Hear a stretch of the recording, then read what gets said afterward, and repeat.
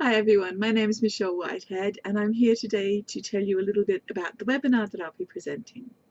I am an Australian lawyer and I work entirely from home, and most of my clients are female entrepreneurs. And as you might guess, I absolutely love collaboration.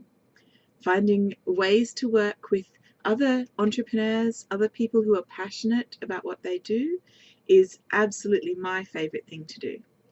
So what I want to talk to you in my webinar about is the various things that you need to consider from a legal perspective to make sure that you can collaborate with confidence.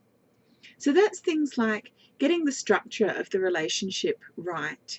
There are legal consequences if you're deemed to be in a partnership. So you need to really understand the difference between a partnership, a joint venture, and just a working business relationship, so that you can make sure that you're consciously choosing which one of those structures applies to you.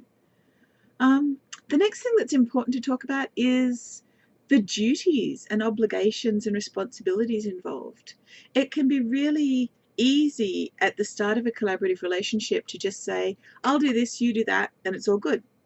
But it takes a bit more than that. It takes getting really, really clear, writing it down, because while things may seem really obvious who's going to do what and when at the first stage of the relationship, when everything's going really, really well, down the track, if everybody's expectations aren't clear and if the boundaries of the project aren't really clearly set, it can be really easy to get into a muddle and to even get into arguments about who said they were going to do what. That's my 4-year-old that you can just see peeking in at the side in case you're wondering what the flashes of colour might be. The next thing to think about is the financial side of things. Who's paying for what? Where's the money coming from for this project? How, if the project makes money, how is it going to be distributed? All of those kinds of issues are very, very important because they are the areas where problems can most often occur. And finally, we're going to talk about the importance of setting up a dispute resolution plan. So at the start of a relationship like this, a collaboration, nobody wants to think about things going wrong. We all want to think this is going to go perfect. It's just going to be the best thing ever. But the truth is that things do go wrong with relationships. Things do go wrong with business projects.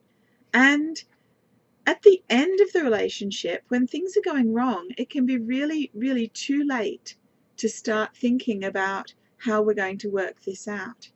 It's much, much, much better to have thought at the very start of the relationship, when you're in that honeymoon period and everything is rosy and wonderful, to put your plans in place to how you're going to negotiate when things go wrong, how you're going to meet and talk about it with good faith. If you can't reach a resolution, how are you going to mediate, and what you both understand by mediation, and who's going to pay for mediation, and all of the other steps that you want to put in place before you end up fighting it out in court, which nobody wants to do. It is way too expensive. It is giving away your power, and it's just, there's so many alternative ways to resolve conflict these days, so many ways to ensure that you empower yourselves to make your own decisions.